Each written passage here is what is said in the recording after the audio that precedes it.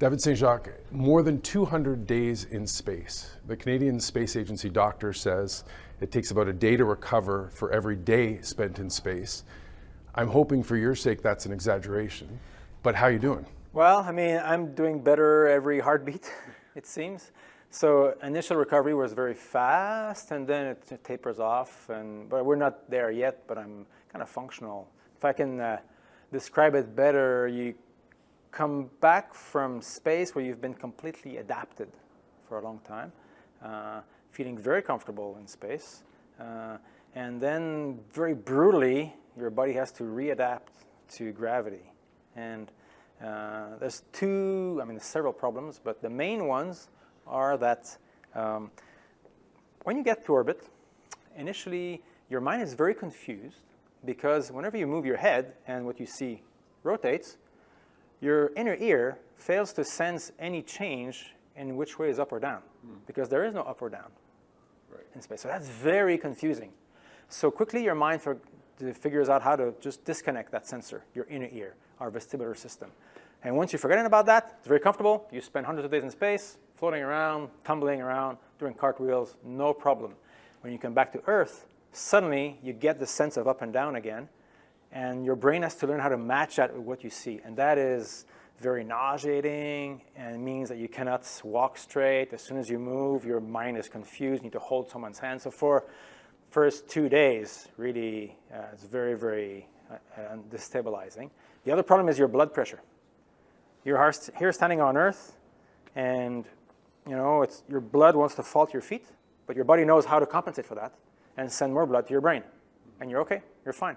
You go to space, it means you get a really big, red, puffy head and tiny, white, skinny legs, and quickly your body learns to fix that, and you're happy in space for hundreds of days.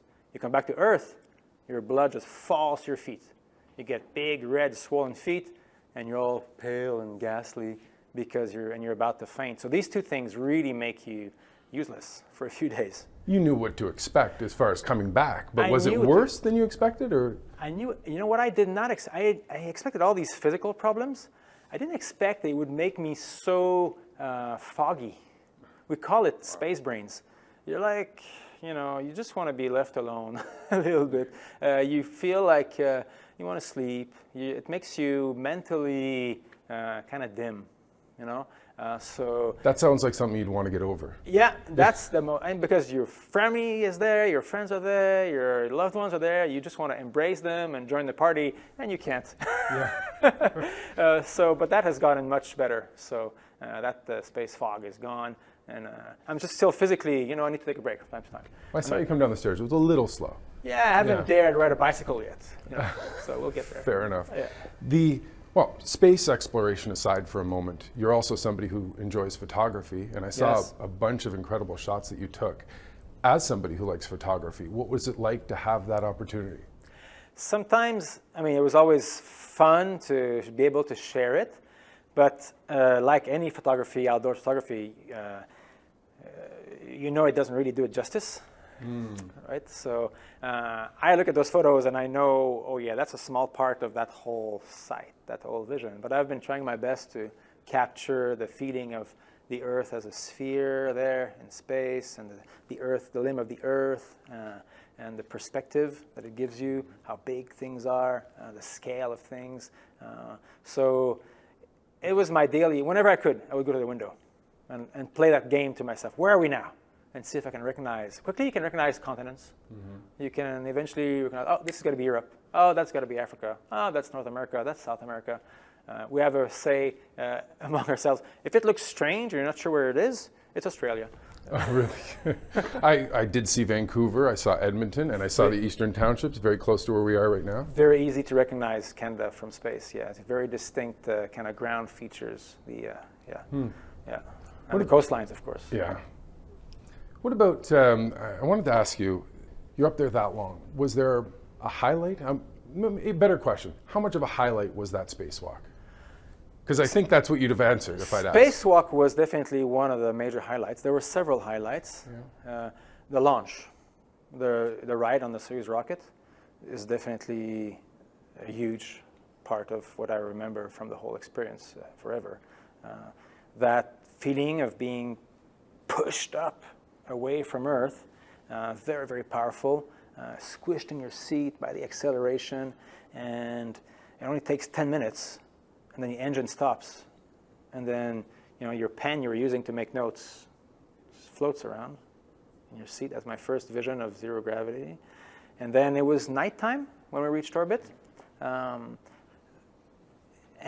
quickly we saw our first sunrise. So through a little porthole of my window in the Soyuz, I saw the limb of the Earth. The thin blue line is an arc with an orange line above it. The sun is creeping from behind. Spectacular. Spectacular. I mean, even though it was through, a kind of a tiny porthole at a funny angle with reflections, that vision is still, it's burned into my memory.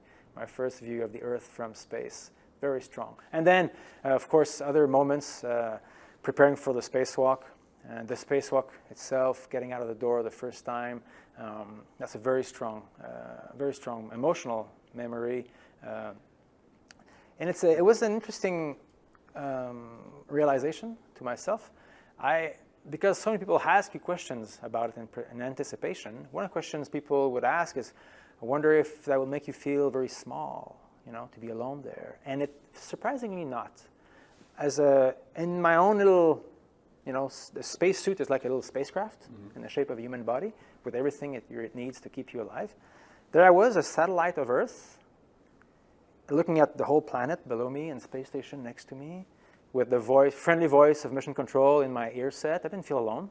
I was working with my friend Anne. Full out conversation all the time. Conversation with my friend Anne, my colleague and crewmate Anne was there with me. Capcom on the ground, talking to me with technical details. Never felt alone. Felt comfortable.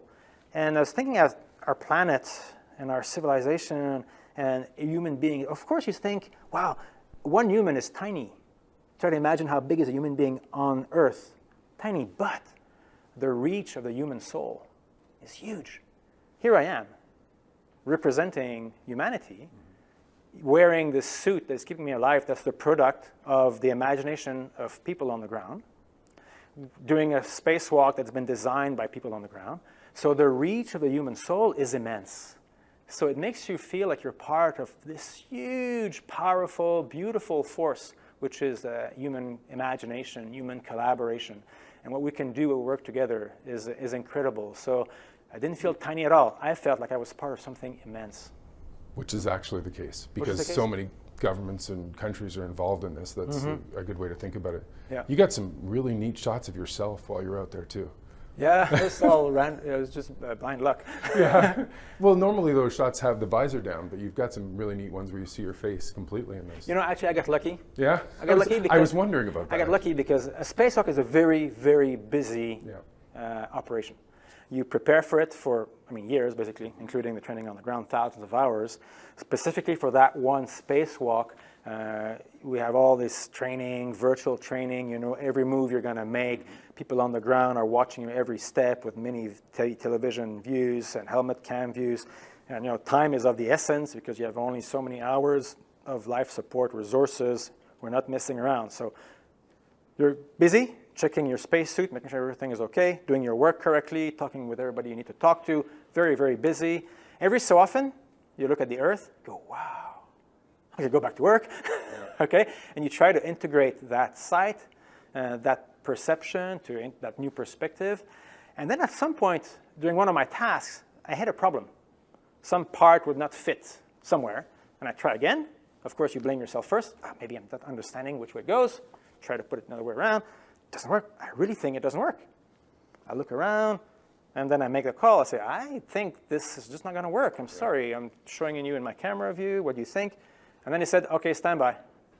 So then I had 5 minutes to myself in my spacesuit, outside station, with nothing else to do but to absorb the experience. So take advantage of it for a moment. Take advantage of it, yeah. Absolutely. So I thought, okay, I'll try to do a selfie. Yeah. that's when I took those photos. They're good ones. There are a couple of really good ones. Yeah. You're up there in space. I saw the video of you repairing the toilet and making the comment that help's not coming if you can't fix it. That's right. You have a lot of stuff to get used to up there, living in space. How tired you get of some of that stuff, like Velcro and Ziploc bags? None. You don't. I mean, it becomes your life. it's clearly a dangerous thing to do, to go to space, right? And so once you enter space station, this is your home, and you have a very, very strongly vested interest in keeping station running, making it work. It's your responsibility to make good use of it, do good research with it. Scientists on the ground spend so much time preparing experiments, you don't want to mess that up. Right. So everything you do seems to have a very high value. And you spend 50% of your time just keeping the space station going about it. Basically, yeah, 50% maintenance, preventative maintenance, or repairs, and 50% using station, doing experiments, roughly speaking. It varies. But it shows you how much work it takes to keep it going. Yeah, but you are living inside the machine that keeps you alive. You want it to work well. I can see that. And yeah. It's a funny thing when when it hits you, you enter space station, and it looks like a home. It's been well designed, with the crew psychology in mind. You got a floor, a ceiling, walls. It's all notional, but they make it look like a home. So psychologically, you feel comfortable, and the walls are neat and smooth, and there's buttons, and everything looks like and it's something you could meet on Earth. But every so often, you have to open those racks, open those walls to thick, and you realize, oh, there's machinery everywhere behind it. There's plumbing, piping, machineries, computers, tanks, valves.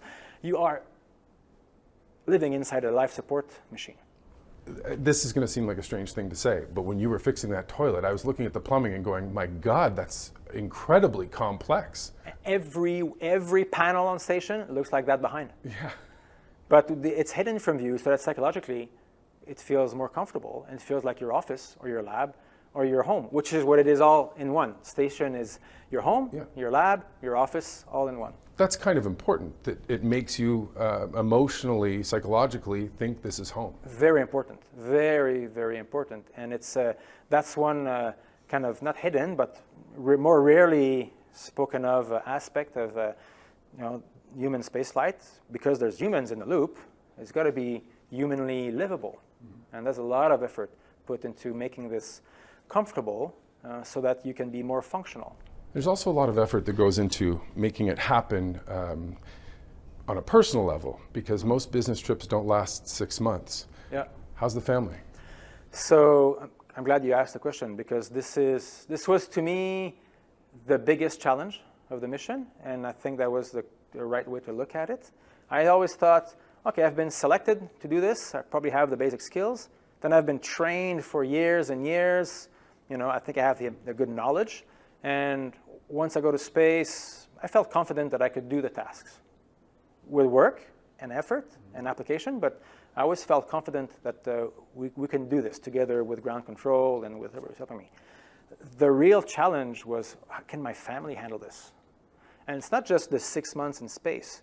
It's the 3 years of endless travel around the world for training. That's actually maybe the bigger difficulty.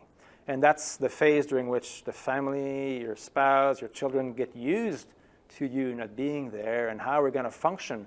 How do you maintain your role as a husband, as a father, as a son, as a friend, while you're never there physically? And there are ways to, but it takes a lot of creativity, imagination, and I'm blessed with a genius spouse who is my wife, Veronique, has just done an amazing job at normalizing this for herself, for her sanity, and for our children. Because children basically adapt. They adapt, and they absorb the emotions of the people that take care of them, right? And if mommy thinks this is okay, well, it's probably okay.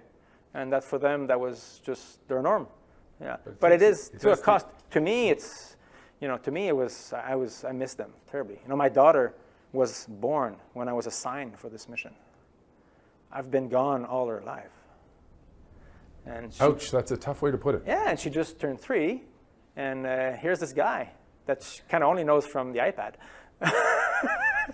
Wow. And the reunion was beautiful. Yeah. You went to space on a Soyuz rocket. Yeah. That's a technology that was developed in 1966. Mm-hmm. And I'm sure they've improved it over the years.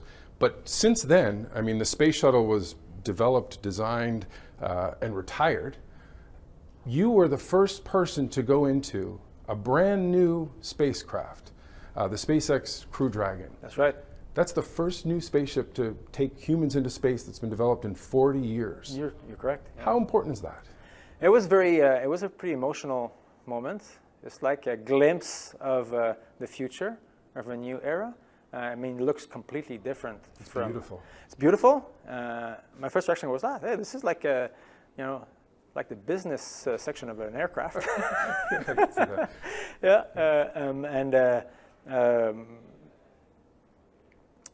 it was a glimpse of the future. Yeah, it was a glimpse of the future. There are 2 other ships coming too. There's a lot of technology that's going to change in the coming few years. Yeah, so Boeing also have a spacecraft that's being designed. NASA herself has another spacecraft that's on the plans. Yeah, so things will change. There'll be evolutions. Even the Russian space program, they have another. They're kind of an evolved version. Yeah, on the drawing board. So there's always evolution, but the Soyuz is an amazing spacecraft. I want to take nothing away from it. Amazing spacecraft. It is so utterly reliable. May not be the most comfortable. Yeah. And it's ridiculous that it's still in operation and doing as well as it does. And that's because it was a genius design from the beginning. Yeah. Genius design. Yeah. There's always a way out, I like to say. With the Soyuz, there's always an escape door somewhere. There's always a way out of any problem. Yeah. Looking at a new spaceship come online, it makes you think about the future. What should Canadians know about sort of the importance, the value, or the return on investment of space exploration in the coming 10, 20 years?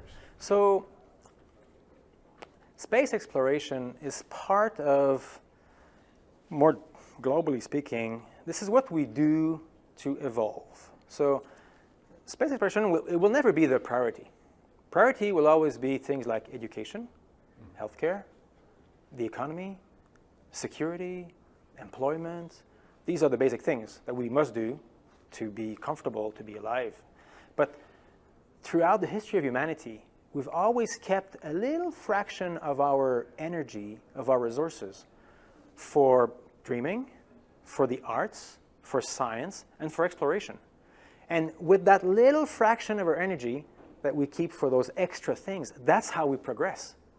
That's how we got out of the caves, invented writing, invented, horse riding initially, dared to go through the desert, dared to climb mountains, dared to go in the sea, dared to invent all the beauty that we have around us now. So civilization is the result of that little extra. And every generation can do a little extra for humanity's culture and civilization, knowledge, and advancement. So space exploration is one of those things that we do to progress. And so it's not like it's a luxury or an extra little, a foolish adventure. No, it's part of, it's the excuse for progress in a way. We're looking at Apollo 11 right now, and we wouldn't have the computers we have today if they hadn't pushed technology, developed technology specifically for those missions. You're correct. The harshness of the environment of space is such that it forces us to scratch our heads and come up with solutions that we would not have really even thought about otherwise. But once we have this new invention, hey, then of course we use it for the greater good. So to me, that's the Canada I want for my children. A Canada that's bold, daring to innovate. And part of the game. Part of the big global game, in that little club of nations that are actually pushing the envelope, that are making us better, stronger, smarter, and more collaborative. That's another aspect of space exploration that I think is sometimes overlooked. How, despite the real political problems that exist between nations, we should never dismiss them, they're real, they're hard to fix. Despite that, space continues to be one arena where we collaborate, and I've always done. Through the depth of the Cold War, we have collaborated around the world, and to this day we continue. And professionally, it is one of my greatest source of pride that I've just spent the last several years of my career working hard at a very personal level with people from around the world to accomplish these incredible things. And thanks to collaboration. So when we go up beyond our differences, it's amazing what we can do. You were selected 10 years ago. That's right. I've covered you many, many times and seen you give speech after speech and debriefs, and it felt like you were the PR person for the CSA. You waited a long time. I'm not going to ask you if it was worth it, because I have no doubt it was. But was there a point where you said, this is why all the work and the wait was worth it? Well, I mean, definitely on the day of launch. Strapping yourself in? Strapping myself in, like, okay, this is reality. This is reality. And suddenly, after all these hours spent, in a simulator, you walk up the ladder to the rocket. There's just you and your 2 crew members. Everybody else is going away because there's about to be a lot of fire and brine. Yeah. And we are alone in our rockets, trapped in, check our systems, and this is reality. This is happening. This is not a game anymore. Yeah. Finally happening. Finally happening, and so many people. I mean, my family, of course, has put a lot of effort and sacrifices for this. But the people here at the Space Agency as well? Yeah, around the world, so many people. It's easy to just see the astronauts because we're the very visible face of space exploration. And we do have an important role, but it's not the most important role. It's just one of the roles that have to work well. Everybody has to do their job well for a space mission to function. So it's like a sigh of relief for everybody. But I'm right, it was worth it? Totally worth it. Totally worth it. But worth is a lot of effort. But, there's nothing valuable that doesn't require effort.